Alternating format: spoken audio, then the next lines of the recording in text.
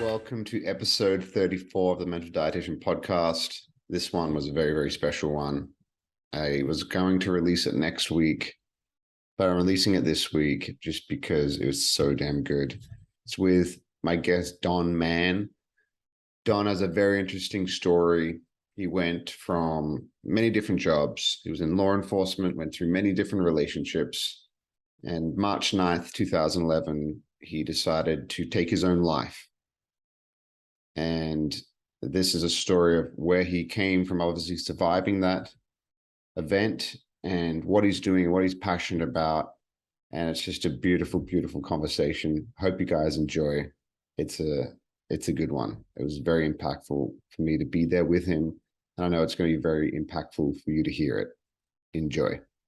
Don Mann, welcome to the Mental Dietitian podcast. I'm excited to have you. Obviously, before we started rolling, I said that I just finished listening to a podcast that you did with one of your good friends through the church that you're involved in, North Point. And You've got a crazy story, man. I mean, not every person has listened to that podcast. I might even share some notes in this show to go listen to it because it's a lot. It's very interesting, and you got really vulnerable, and it brought tears to my eyes at a certain point. This was only like half an hour ago. I was listening to it. I was like, holy moly. But tell me, first and foremost, obviously, I don't know how old you are. I think you're in your 40s or your 50s. I read about your childhood. You had a pretty rough childhood, and it's something that really interests me lately is how there's this saying by a guy that I listen to a lot. You might know his name. His name's Gabor Mate. He's worked with people with trauma and addiction and things like that. And he has this saying that not every person with childhood trauma becomes an addict or an addicted to whatever, but every person that has addiction has some kind of childhood trauma.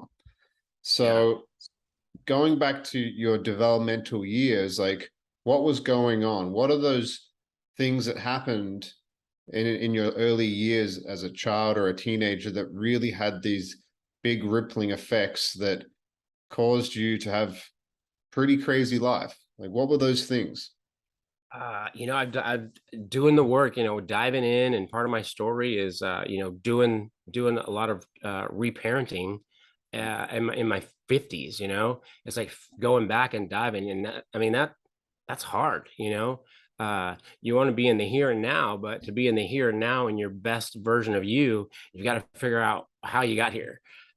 So when I was younger, doing all the work, a lot of toxic socialization. If we don't get the socialization skills, how do I make a friend? What do I look for in a friend?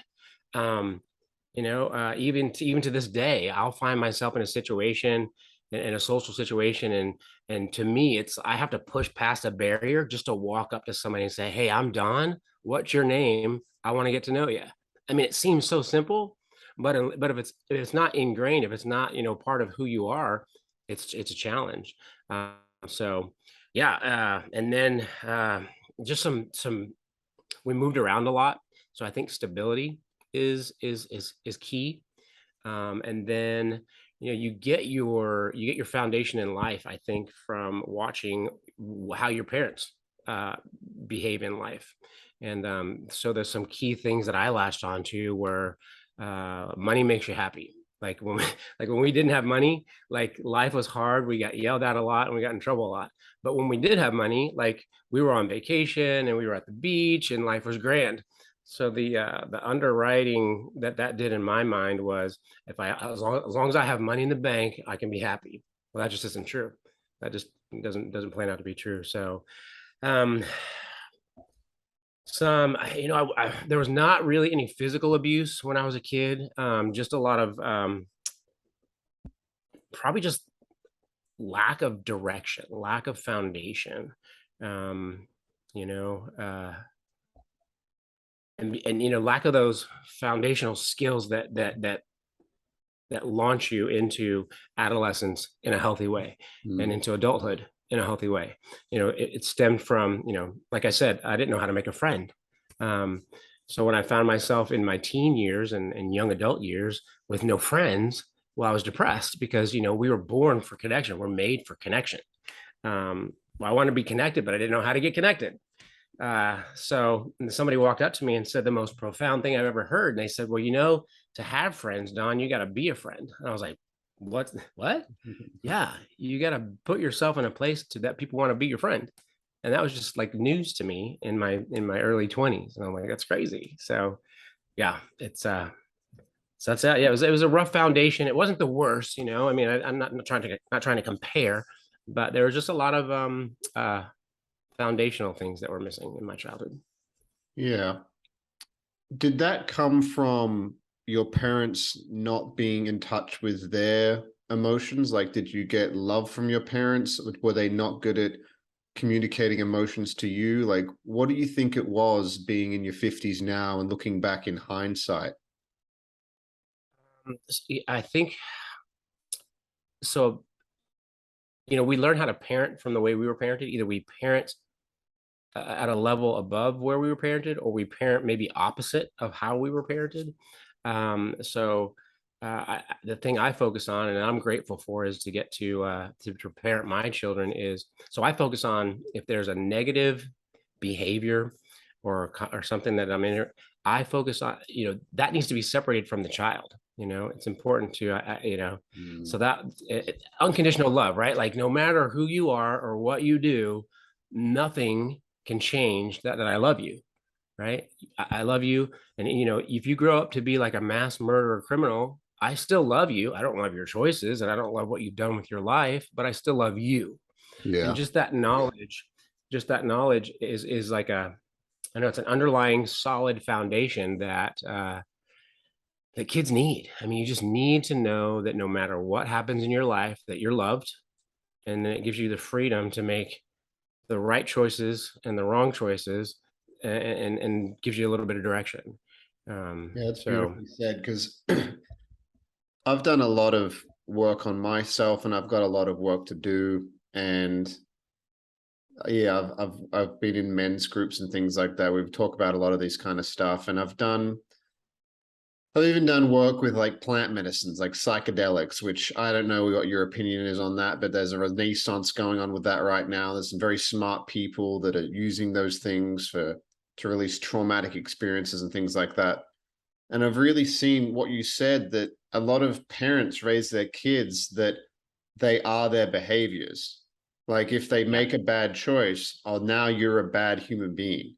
And then that, if a little 6, 7, 10, 13-year old believes that, then that belief will perpetuate through their life as like, well, I'm broken. And a yeah, deep sense that they're not enough and that there's something wrong with them. And then that can turn into addiction, because then you numb out these feelings of shame or anger or all these things, and then they manifest in a way which is just not healthy. And it yeah. kind of sounds like that's kind of maybe what led you in to where you were at, because I know that you obviously you went through a few different relationships. I was listening to your podcast, you went through a few different relationships, and you were just bouncing around doing different things. And what was that period, what was like between like 20 and 30 like for you? So I travel and I speak to high school, middle school, high school kids, based on the lessons that I wish I would have been taught when I was in middle school and high school. And you touched on it, right? Like the big thing for me was value. Where does our value come from? And a lot of times, if we're not told, and we're not, it starts with beliefs. Like, what are our beliefs? We get beliefs in one of two ways. We either live something and it becomes our truth, right? That's our belief, or somebody that we love and trust tells us something and we believe it. That's our belief. So if nobody tells you your value, you have to kind of figure it out. Like, what am I worth? Where does my worth come from? And the hard part of that is, if nobody tells you that you are born, once you are created, like you were born with all the worth that you will ever need, and nothing you do or say or anybody does or says can ever detract from that. Like, you are valuable. The only difference between Steve Jobs, who died a success story. Anybody could agree on that, right? Like he just rocked his life. Or the guy that dies in a homeless shelter at 50 because he made some poor choices. The only difference, they have the same value. The only difference is what they chose to focus on. What they chose to believe, what their internal beliefs were.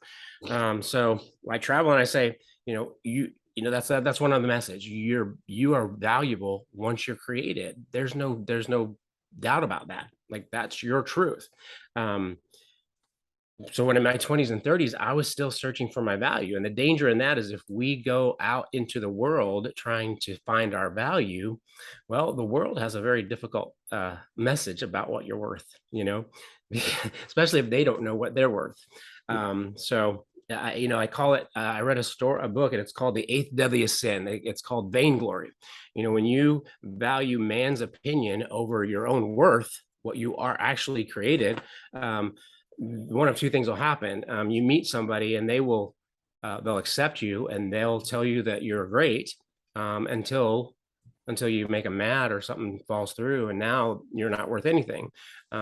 Or you'll meet somebody and they won't accept you and it leaves you with the question of what's wrong with me? Why aren't I enough? And so I make it a point now to raise my kids and to tell the kids that I'd speak to that you need to find a place where you live from approval.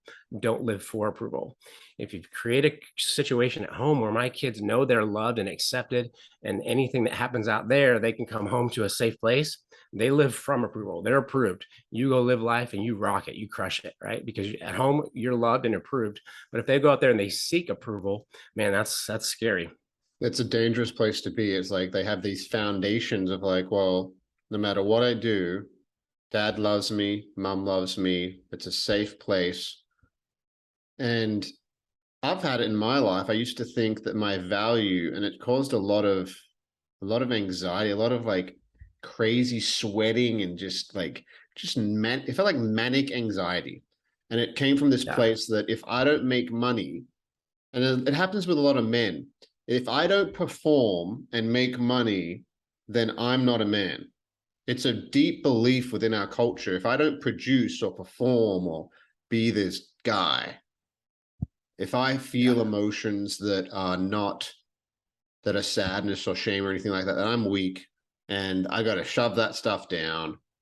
Yeah. And yeah, it's very interesting that we live in a culture that I think is changing. I really Yeah. do believe it's changing. Like you have people like, for example, Aaron Rodgers, who came out recently and was like, yeah, I've dealt with a bunch of stuff. I went and did ayahuasca in freaking Costa Rica. And he starts talking about his emotions and all this shame. And like, then there's these other people that are talking about that are still actively playing, which is very interesting. I have Yeah. not seen that before of these typical stereotypical sports star men that are like, yeah, I'm dealing with my trauma right now. It's like, oh, cool, man. Good for you. Yeah. Yeah. Yeah. It's funny you mentioned that because so identity is and identity and value is one of the foundations I speak on. Another one is emotional intelligence. Mm. I was raised, don't cry or I'll give you something to cry about. Well, that automatically makes you feel like I'm not supposed to feel sadness. That makes you question yourself. Like, what's wrong with me? I tell a story of when I was 8, and this is when I did that reparenting thing. And this just happened like a few years ago. It was pretty traumatic. I was 8 years old, and we were having lunch, and we had an old glass pitcher, and I was pouring myself a drink, and I dropped the pitcher, and it shattered all over the kitchen floor. And I immediately got yelled at and spanked and sent to my room. And the initial judgment there was I didn't do anything intentional, right? That was an accident. Why am I getting in trouble? But I was sitting in my room, bawling my eyes out, and then I hear another shatter in the kitchen. Well, my dad dropped the coffee pot. And I'm like, so I sneak down the hallway and I'm like, okay, here it comes. He's going to get it, right? No, like the conversation didn't change. As a matter of fact, they were joking and laughing. And I'm like, what's going on? Like I break a pitcher and I'm bad. Dad does it and everything's fine. Well, the message I got from that was, there's something wrong with me. I'm not worthy. I'm not lovable. And I carried that into adulthood, man. And that was hard. That was hard. But the truth of the matter is uh, it was an accident. So, that whole situation played out rough, but it was a big message. And I'm glad I finally ended up getting the message out of it is, my value isn't what I do. No. Um, but, uh, You're a little but yeah, kid. You're an 8-year-old kid, and you drop something. 8-year-old kid, It's whatever. Of course, you're going to do that. I right? was. Like if I threw it at somebody's face, different story, right? But yeah. So yeah, emotional intelligence. So I dove into that. Like, what is emotional intelligence? And the three things that I come up with, I think is so valuable, is that we need to understand that emotions have a definition, right? Sadness has a meaning. Like, what does it mean? Shame has a meaning. Guilt has a meaning, and they have a purpose. The purpose of, like, if I grow into a deep relationship with someone and I lose that relationship, I feel sadness, and I have to feel that. I need to feel that, because sadness is the first step of grieving the loss of the relationship so that I can heal to step into another relationship and appreciate it even more. Yeah. So sadness has a purpose, as a and grief, shame. We talked about shame earlier. Shame has a purpose. If I don't feel shame that or something I did wrong, then that doesn't allow me to understand that I'm limited, Mm. right? Like I have a lot of talents, but my talents aren't everything. Like I need other people in this world to connect with my talents, like symbiosis, like to make it a better world, right? So shame is healthy. I tell people that all feelings are healthy. They Yes. may not feel positive. There's negative and positive emotions, but they're all good. They all serve a purpose. And the last thing I tell them, and this blows a lot of people away, is that emotions have a time limit. They've done scientific studies, and but every emotion lasts an average of 90 seconds. So if I get a call that my grandma passed away, and I feel like overwhelming grief and sadness, that's a chemical reaction in my body that starts to dissipate in about 90 seconds. So why does it take people 20, 30, maybe never to get over a loss? Is because we keep replaying the narrative in our mind. Once we replay the narrative, oh, grandma's not going to be there for my graduation next year. Boom, more sadness. Grandma's not going to be there for the birth of my child. Boom, more sadness. And that creates, you keep replaying the narrative, which reinitiates the emotion.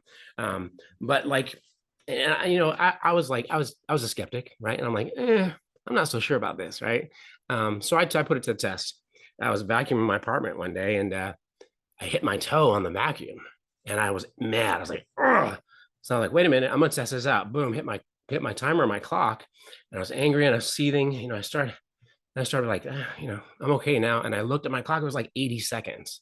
Right. And then I'm like, wait a minute, and then I remembered what I did and I got mad again, right? Because I replayed the narrative. And I'm Mm. like, okay. Yeah. So emotions serve a purpose. And so, yeah, emotional intelligence is big, especially for men.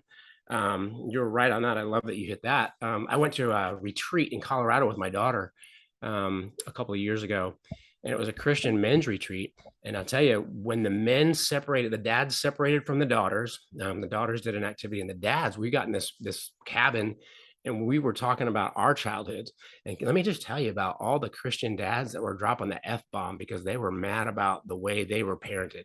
They were mad at their dads, right? And the reason I say that is because they said the best thing you can do for your kids is to heal your wounds. Because if you don't, those wounds that they're going to leak into your childhood, they're going to leak into every relationship that you have. So yeah, emotional intelligence is big, and Yeah. Yeah. There's a saying that I heard. I used to be part of the Amway business, and there were some amazing speakers, like amazing speakers that learned leadership, and it was amazing. But there was this guy, his name was Tracy Eaton. He was an ex-NFL player. Really cool dude, great speaker. And used to have this saying, which ties into what you just said. He said, what you do not transform from, you will transfer to your children. mm, So if you don't transform from your wounds and heal them, you will by default transfer them to your children. And I remember always thinking, like, you hear stories of like sexual abuse in kids. And it's just like a kid that is sexually abused is like 2 or 3 times more likely to do it to their kids. And you think, how could that ever happen? Like, it's such a horrible thing to happen to somebody. How could that transfer all their things about love and acceptance and connection get all screwed up and wired the wrong way when they're little kids. And they're like, well, that's how you love your kids. Well, that if that's what love is, if that's what my dad did to me or my mom did to me or my uncle did to me, that's how you're supposed to love your kids. And it's like logically, it doesn't make any sense. But what happens is it just goes from generation to generation. Same with alcoholism, same with drug abuse. Same it's and until you heal those wounds, you can't expect better for your children if you're not doing the work on yourself. That's why you have to work on you. Like, and that's like, and it sounds like you've done a lot of work on yourself because you were in a really dark place. Like, I know that I think I'm gonna get the date right, but I'd love for you to, I know it's going to be hard. I mean, maybe it's not hard. Maybe you've dealt with all the emotions, but I think it was March 9th, 2011.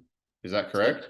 That's absolutely right. Yeah. Okay. So you were doing pretty well. You were in real estate at the time. You were making lots of money. You were doing well from the outside, from the external point of view. Your external accolades were like Don Mann is crushing it. He's doing Yeah. well. Yeah. Selling real estate. And this was in 2008, 2009, where you started real estate, which is probably the worst time to Yeah. start Yeah. real estate. Yeah. The economy's falling apart. It's just turning to crap. And then it sounds like you're doing pretty well, and you were rookie realtor of the year, doing Yeah. well. What happened in those couple of years that led to March 9th, 2011, and what happened that day? Well, it was so all that stuff from your childhood and then all, the rejection that from your adolescence, my teen years, you carry all that. And if you don't deal with it, it's not like something you just sweep away and it goes away forever. Those hurts and those pains and those handled or undealt with uh, hurts, they go down in the pit of your soul. And I say that it's like they lift weights. They don't go anywhere. They're just lifting weights. And one day, like they're coming out and they're coming out tougher and madder and stronger, and you're going to have to deal with them. And that's kind of where I was. I was in my fourth failing marriage, and I just want, I want to be married once, have, a couple of kids and get a nice car, a nice house, and live happily ever after, right? Like everybody else. And here I am at 40 years old in my fourth failing marriage. I have two kids from my second wife who I just lost a custody battle. And I didn't lose full, I didn't lose custody, but the visitation was going to shrink tremendously. And, that was I didn't want to be a part-time dad when I got divorced the first time. And now I'm looking at being like a part-time dad. And that was a huge hit for me. And I'm like, it was the straw that broke the camel's back. I was defeated and I was beaten. Um, and then on that day, March 9th, I was driving my wife's Mercedes home and I was drunk because I found out that alcohol is a great emotional number.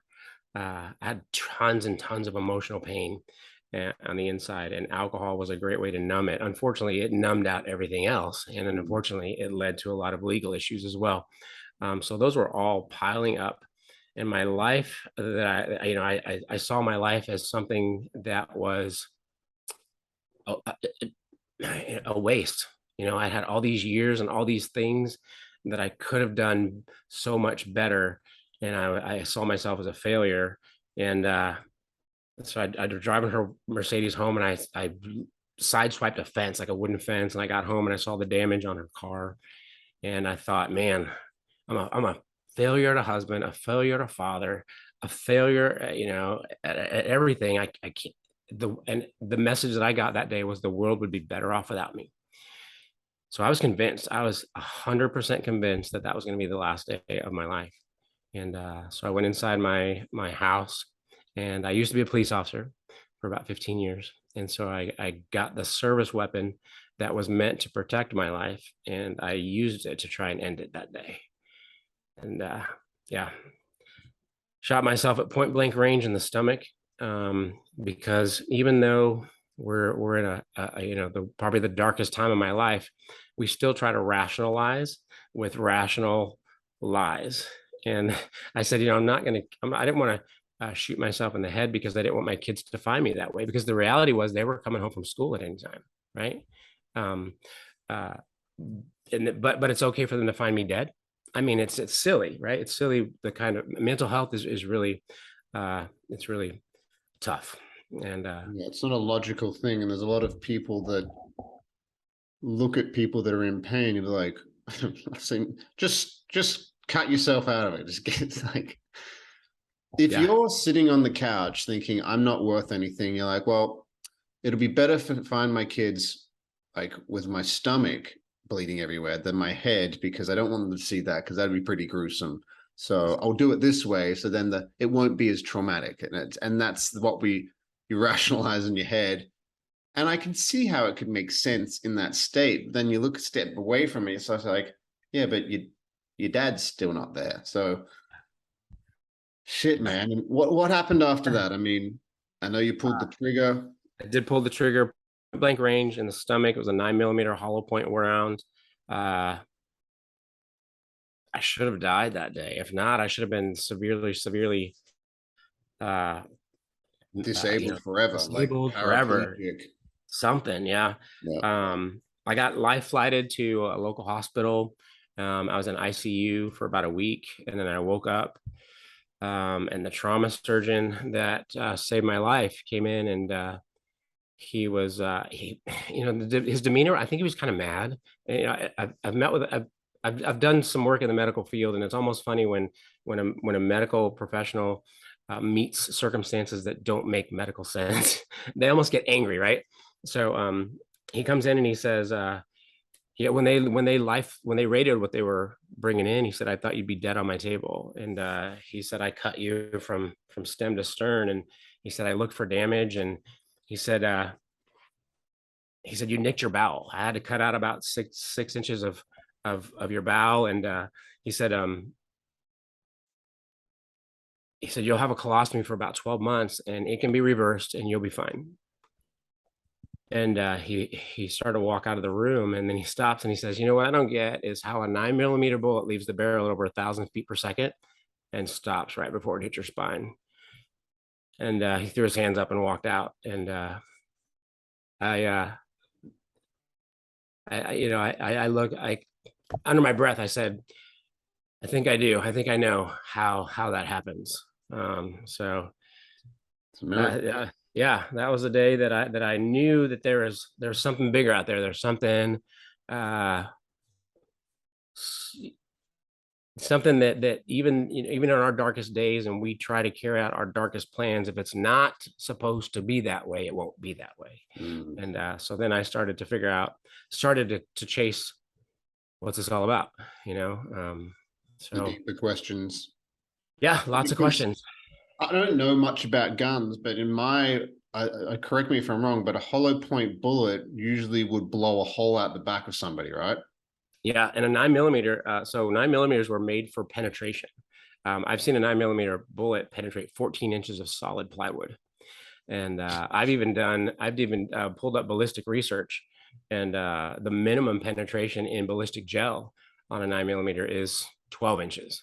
And yours went 4 inches. Less than 4 inches, and fragmented, and I have no damage. Like, I got the colostomy reversed. I am a fully functional man today with no evidence of anything. And so, wow, yeah, to go from that to where I'm at it still gives me goosebumps today to think about the miracle that happened that day. Yeah. And that gives me my drive. My drive. Why I do what I do. It's because there's a reason that I'm here, and there's a reason why I went through all that childhood junk, that adolescent junk, and all that adult junk until I was 40, and then I got redirected to try to start figuring it out. Actually, it happened a couple years later. That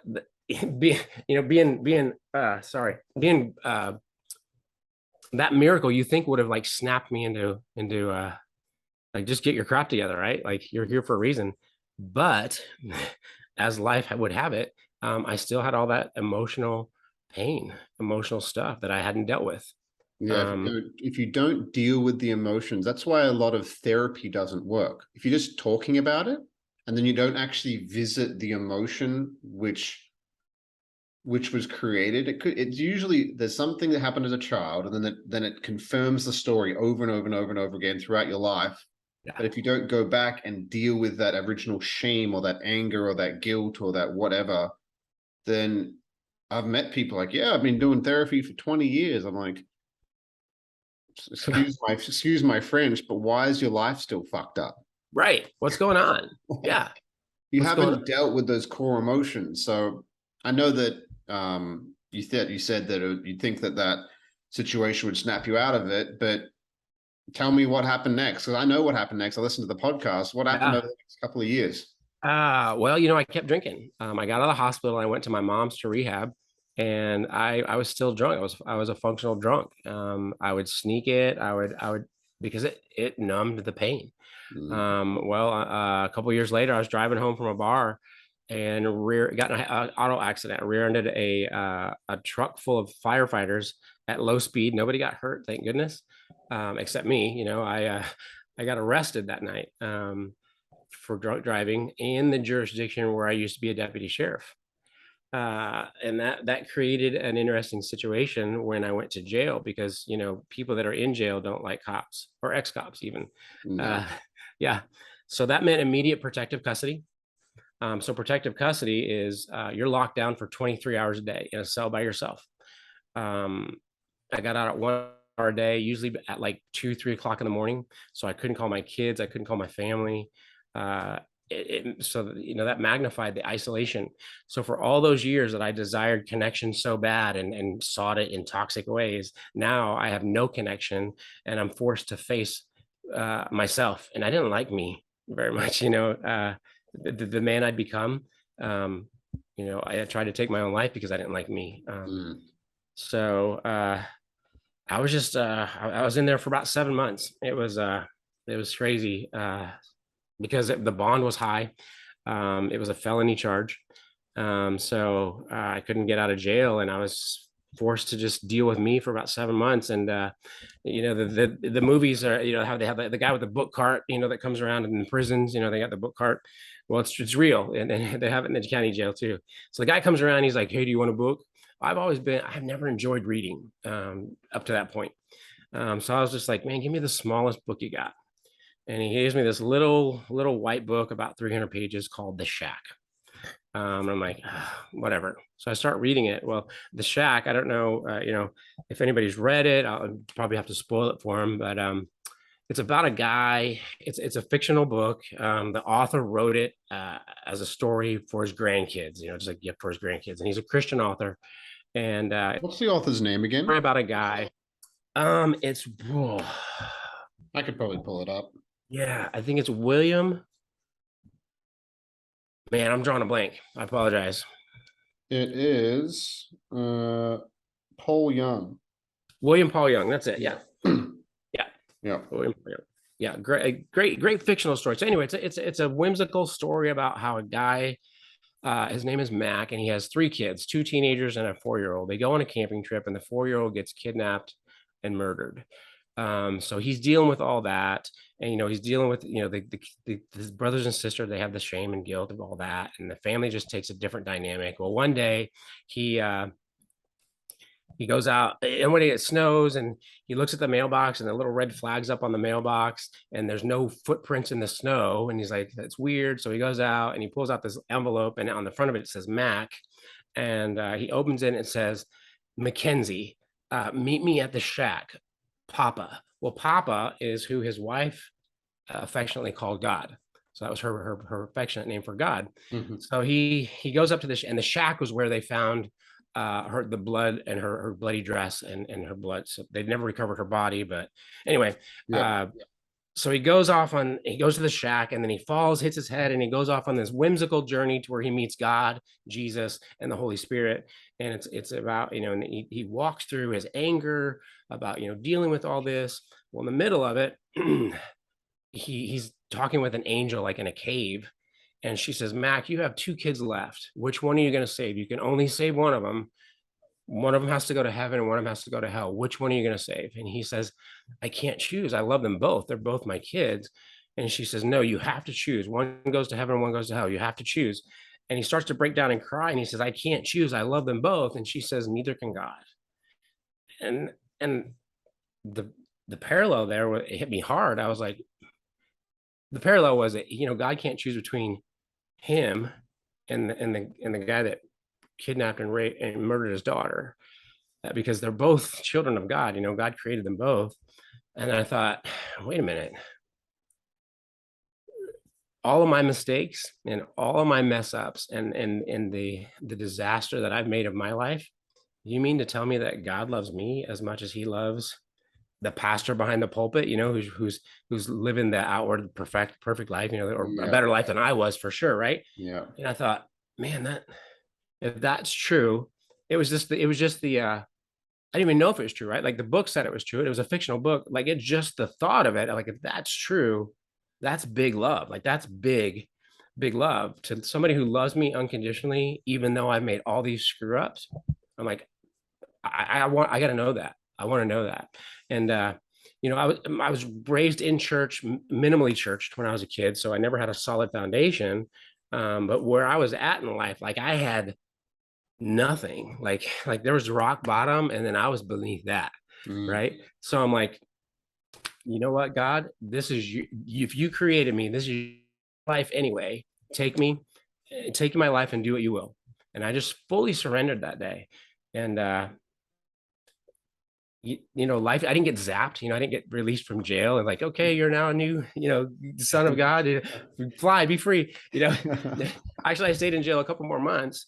But just I started noticing things just started happening. It's and that's another thing I like to talk about is mindset. When Yeah. your mind, and Wayne Dyer has an amazing quote. He says, when you change the way you look at things, the things you look at begin to change. Yep. And I'm Perfect. like, so true, right? So I had a different outlook on life, and I was sitting in jail one day, and the jailer comes by and he says, "Man, get your stuff. You're bonding out." And I was like, I'd burn all my bridges. I had no friends, no family. Like, I was alone in the world. And I said, "Who's bonding me out?" And he said, "Your brother's bonding you out." Well, my brother, he's always been a self-proclaimed atheist because of our childhood, just the things that he was minimally church, and he took a different direction. Uh, So I get outside and I jump up in the truck, and I was like, "Why'd you bond me out?" And he said, "It's a loan. You're paying it back." All he ever said. And, Cool, man. Thank yeah, you. yeah, I'll yeah, pay it back.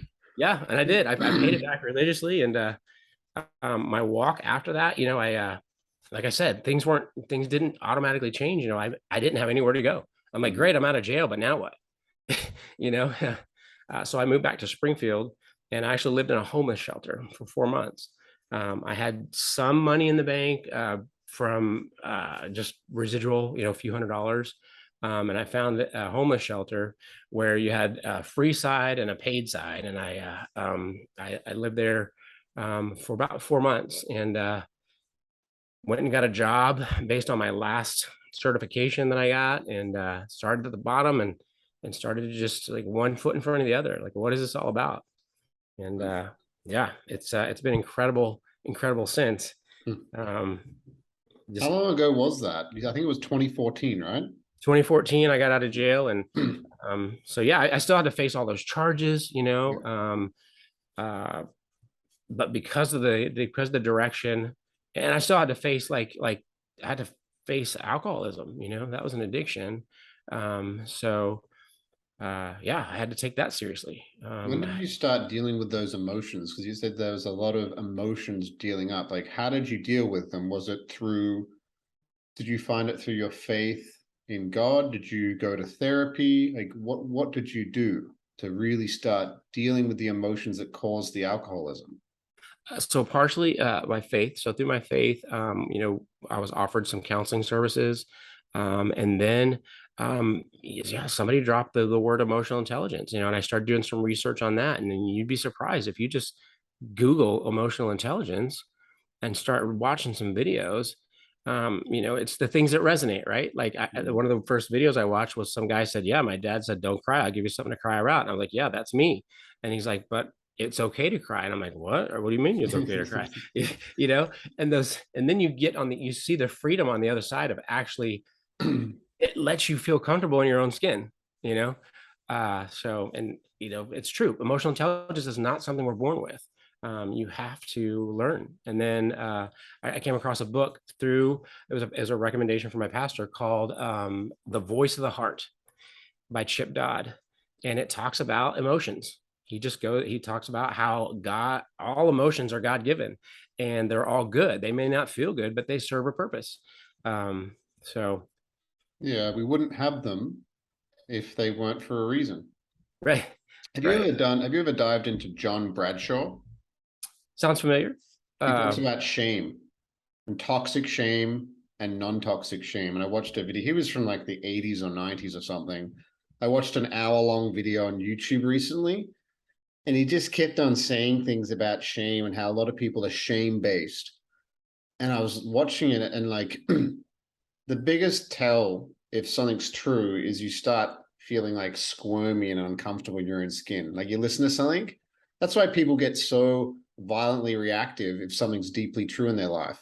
yeah, If they feel called out, if they get offended by things, it's just like, well, maybe there's yeah, something to explore within yourself.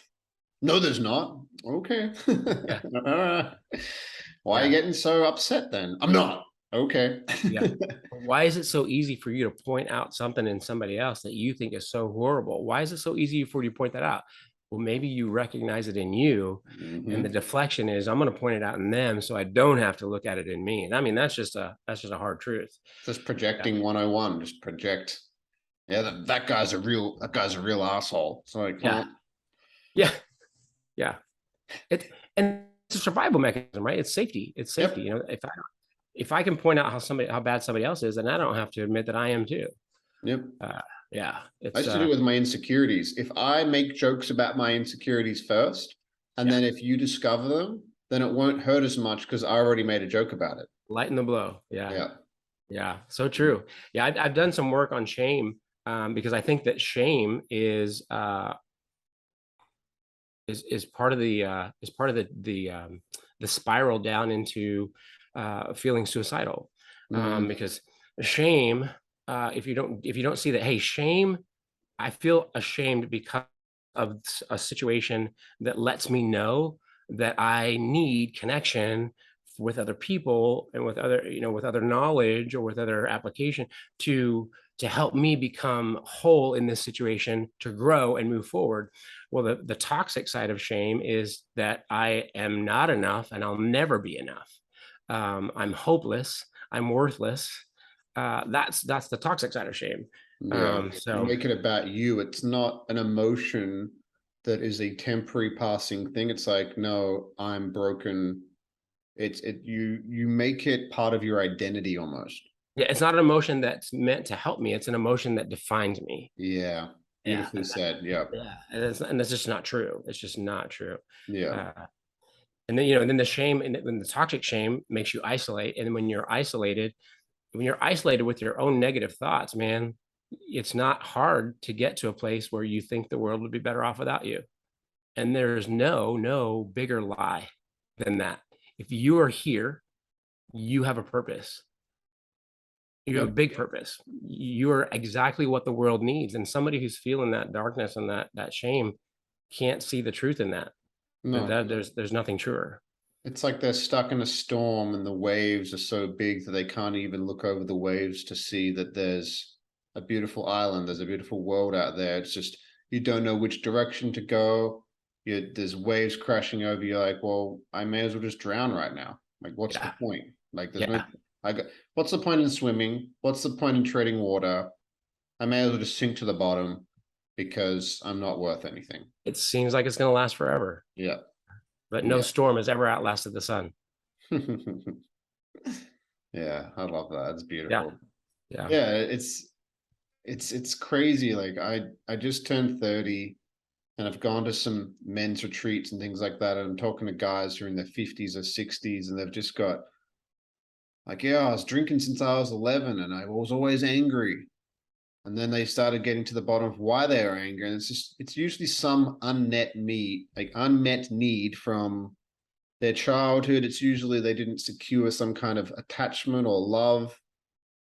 I think it all just stems back to love. Like if you can feel love and safety as a child, then you can feel love and safety as an adult. And if you feel like that you're always enough, no matter what happens, that's what's so interesting about whether or not it's Christianity or whether or not it's some kind of spiritual walk or whatever it is, you Yeah. need something that makes you realize that there's more than just you and that we're all connected. We're all a sea of souls. And every time you look at somebody else, you're actually just looking at yourself. Yeah. That's Like it. Yeah. you're talking to you, but that version of you is living a different life. And it's like, if you can actually get there and get to that form of consciousness, it's like, well, when I'm being rude or horrible to this person, I'm actually just being horrible to myself. That's it. Yeah. Mm. That's so true. It's so true. Yeah, if we live a life where we're just focused on ourselves, like our happiness, or our money, or our things, and then we end up alone. We die alone, right? But if and like you said, it doesn't have to be Christianity, just a belief in something Something. bigger. There's Yeah. got to be something bigger. I like the analogy of the tapestry. If we look at the back of a tapestry, it's like a mess. It's like a jumbled mess, and it looks like it looks like a mess. It It's doesn't bad. make Yeah. sense. It's bad. Yeah. But when you turn it around, right, it's like a beautiful picture, right? And that messy piece of thread on this side becomes the piece of the color that reflects the beauty on the other side. We're all connected. We all serve a bigger purpose. Yeah, and we have to look at us, right? If there's something wrong with the world, I guarantee that it begins with us. And Yeah, there's this really interesting concept in like First Nations, like American Indian cultures, that if somebody is sick or if somebody's having mental health issues, they're addicted to drugs or alcohol, they don't blame it on them. They say there's something wrong with our culture, yeah, which is very interesting. And there's this book that just got released by Gabor Mate that I started reading. It's called The Myth of Normal. And he talks about these people that have these anxieties and these addictions. They're normal responses to a toxic situation. So it's not that there's something wrong with you. That is actually a normal response based on whatever it is that you've been through. It's like, oh, you were raped and sexually abused as a kid and you became an alcoholic. Totally normal. Can totally see how that happened. Of course that happened. There's yeah, nothing to be ashamed about. That is a normal response to an horrible situation. And if we could get to that way in communities, it's just like, I work down the road from where I live and there's homeless people shooting up heroin and I see it. yeah, And you watch it and you're like, that person obviously has some kind of horrible thing that happened and they're just trying to feel something, yeah, anything. If you just numb your emotions and all of a sudden you feel euphoria and happiness through a substance, you're like, oh, this is great. Like, why wouldn't I want to feel this? yeah. That's Yeah, your reality. Yeah, it's that's your just sad. yeah, It's that's your reality. sad. That's your truth. Another thing I speak on is bully proof. I recently I was bullied when I was a kid, and I Same. didn't. And that was part of my challenges. Was when you're bullied, you question why you're bullying, and you start to believe what the bully tells you. Mm. Well, I ran into a situation recently where my son faced the same thing. He's 12 years old, and he was being bullied.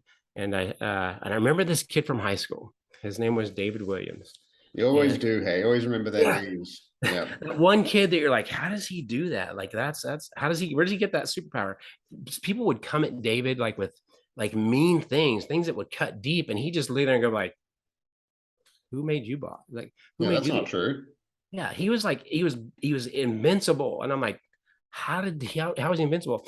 And I started thinking about it. I'm like, it's because David knew his truth. Mm. David knew that what this dude was saying wasn't his truth, and he just owned it, right?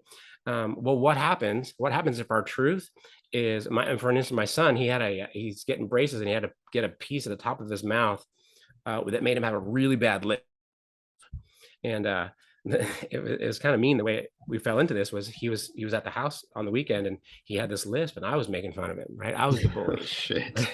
Yeah.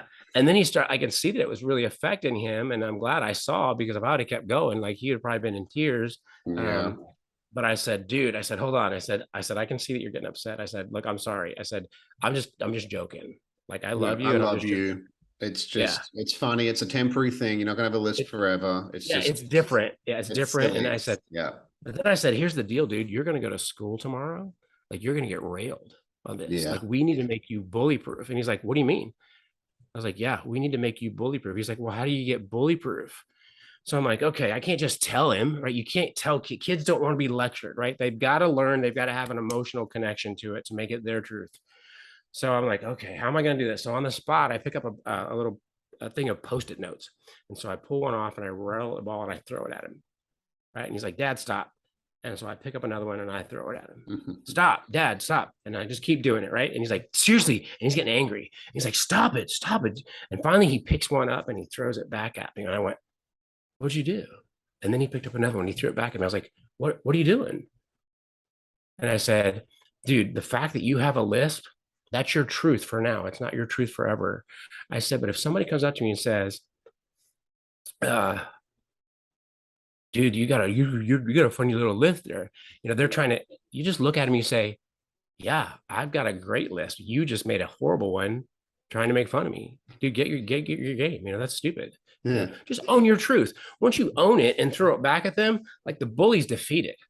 Whether it be acne or your weight or glasses or braces, just own your truth, because there's nothing wrong with it. It's just who you are. It's where you're at the moment.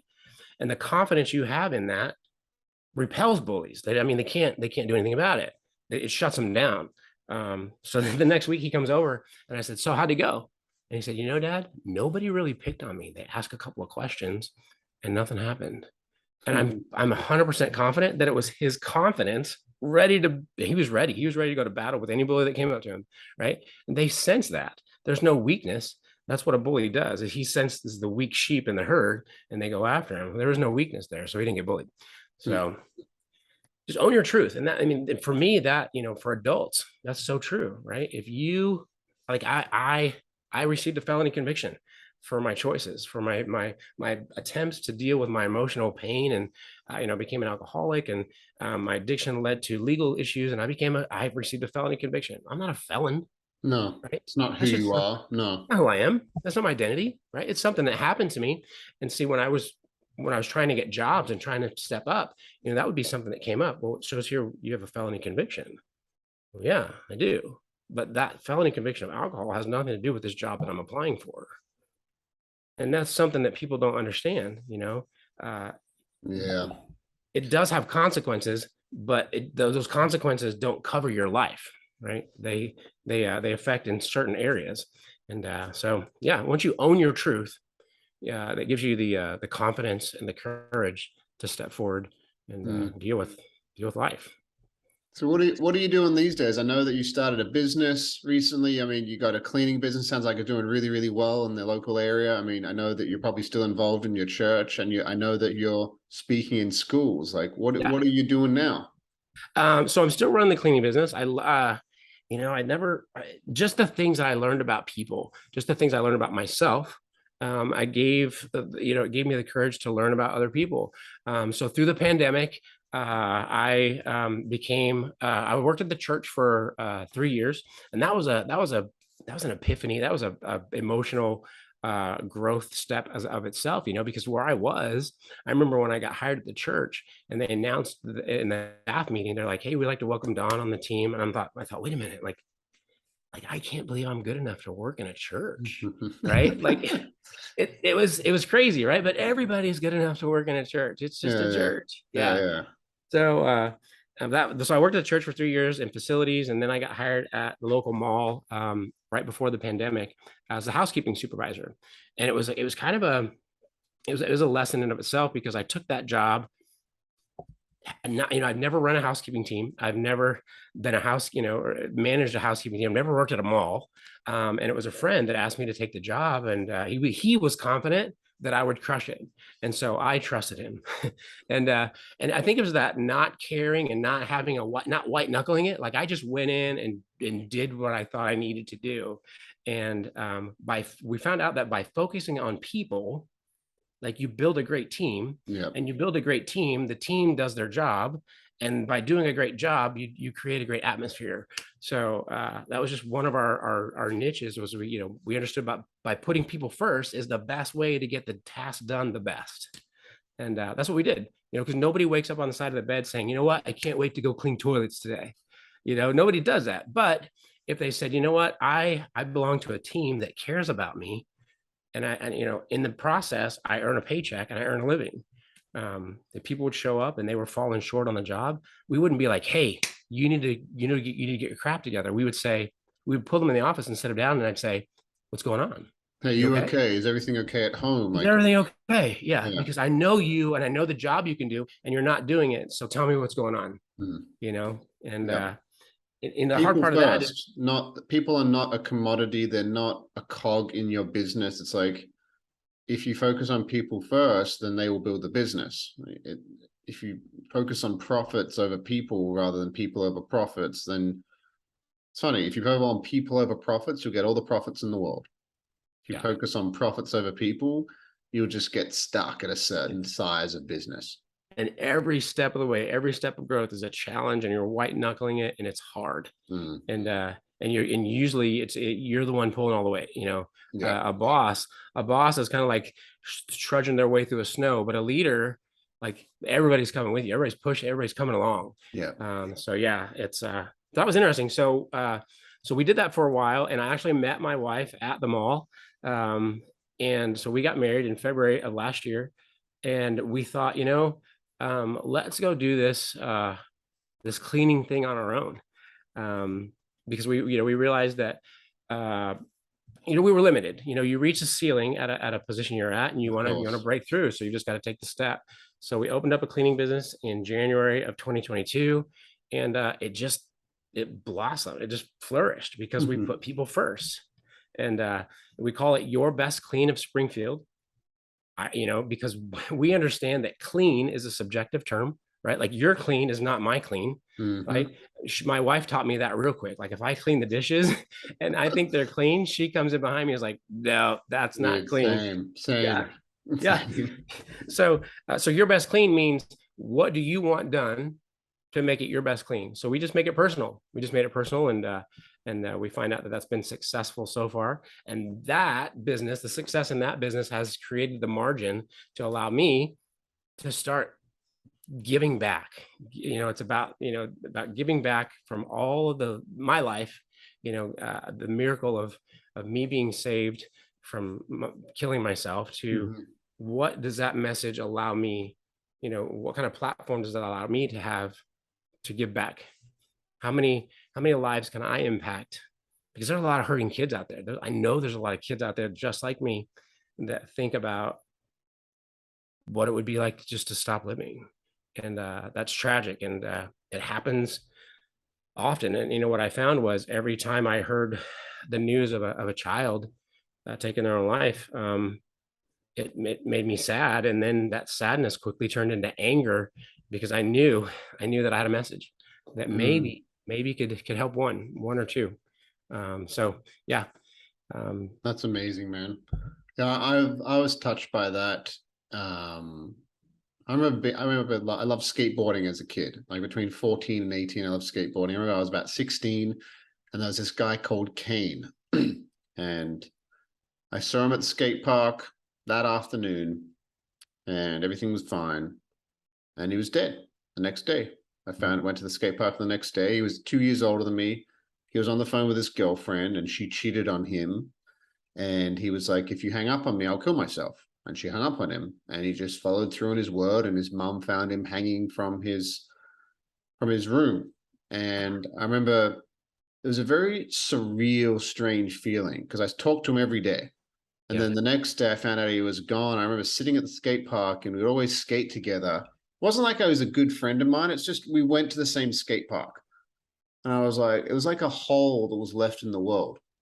That's how it feels. Like, people that go, there's a hole that is left. And no matter what, that hole is always there, because there's only one of you. You are created. There's only one Don Mann. There's only one Aaron Lynch-potter. There's nobody ever made like me. There's nobody that has my DNA. There's nobody that has my That's it. fingerprints. That's it. And Yeah.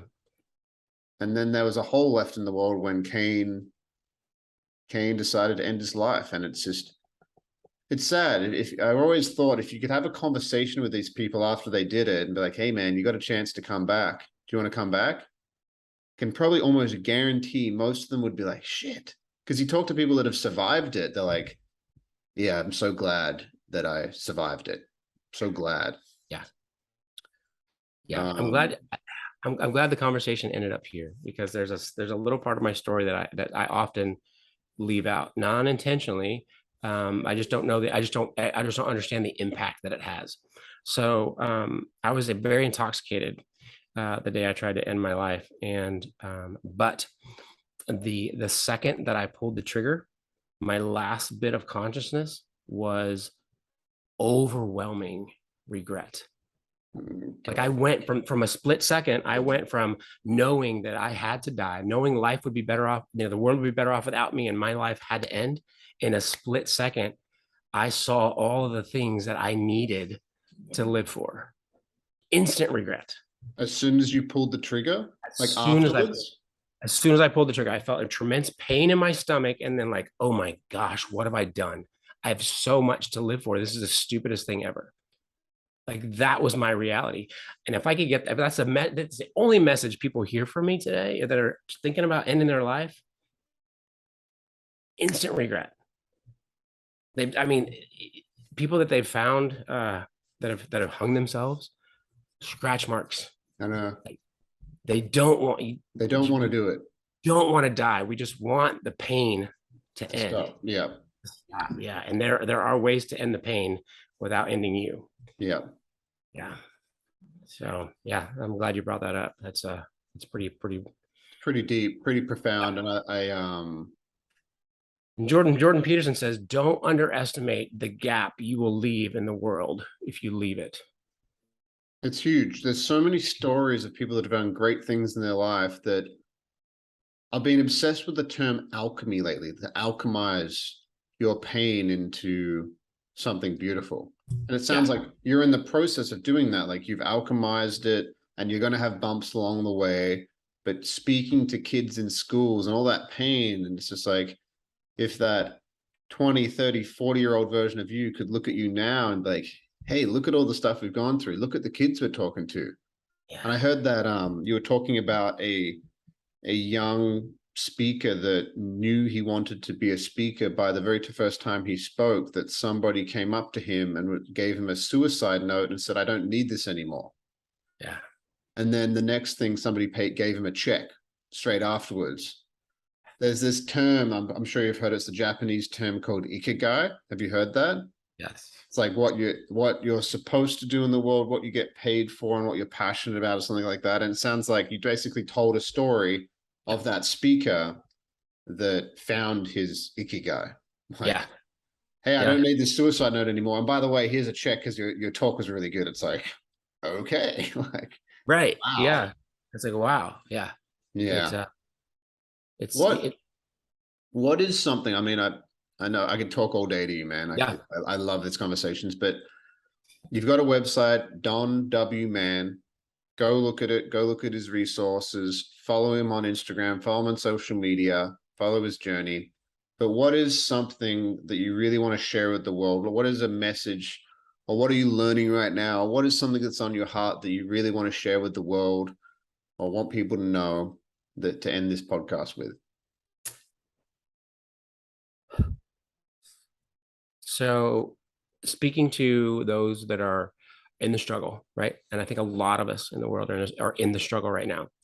Um, you have to find your truth. And there's a truth that you're in, and there's a truth that's outside of you that you were created for. Kind of like you said, what you're meant to do in the world, what you make money at, what it all comes together. If you're in a struggle, try to step outside of it and see your life outside, and understand that. And it's not minimizing the struggle; it's calling it what it is.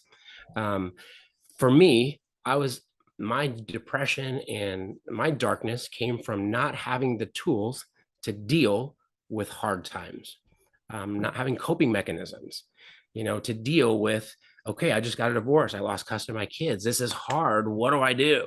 Right. I didn't have tools to deal with that.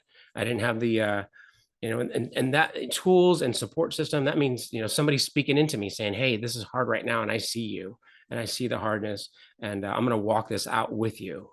And here's how, when you feel yourself unable to breathe, these are some of the tools that you can use, from practical tools to get through those hard emotional times. So I would challenge the person to sit in the emotion that they're feeling and understand that it has a meaning, it has a purpose, and it has a time limit. And it all is designed to help you fit your specific purpose in this world. And I like to say that you are exactly what this world needs. There's no truer truth than that. You are exactly what this world needs. If you are created, if you woke up today, there's a place for you in this world. Try and figure it out. Figure out where we need you, because we do. Love it, man. Thank you. Thank you. It's just beautiful said. It was fun researching. It was fun listening to that podcast. And it was fun continuing that conversation that you had with your friend from North Point and diving into it and hearing it on my own. And yeah, and I know that I don't want to drag it on too long, but I know you have your slogans in the background. It's on your shirt. Maybe just touch on why you have that hashtag, why you have it on your background, why it's the 3 words that are really powerful to you, and we'll end it there. It's the foundation of what I just said. Yeah. There's a place for you in the world. You are known, you are needed, and you are loved. If you question any of those, lean in. Don't run, don't hide, lean in, because you are known. When you're created, somebody knows you, others know you. You're needed. Others need you. The world needs you, or else you wouldn't be here, right? Things that aren't needed in the world fade away. You are needed and you are loved. Love is intrinsic and it's unconditional. It should be unconditional. Know that you are unconditionally loved, and you are exactly what this world needs. You're known, needed, and loved. Thank you, Don. Go follow this man. Go to his website. There'll be links in the show notes here. And thank you for the beautiful conversation. Love talking to you, Aaron. I appreciate it, man. My pleasure, my man.